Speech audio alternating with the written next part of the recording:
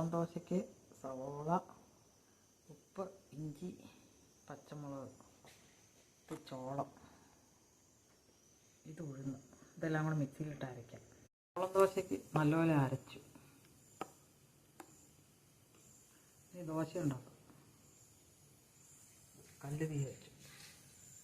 ആണ് ചോളം ദോശ. കുറച്ച് നെയ്യ് ഒഴിച്ചു.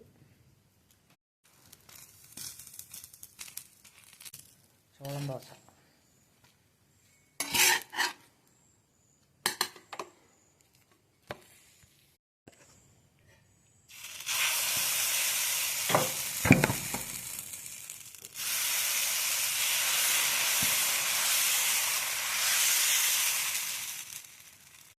ഇതാണ് ചോളം ദോശ.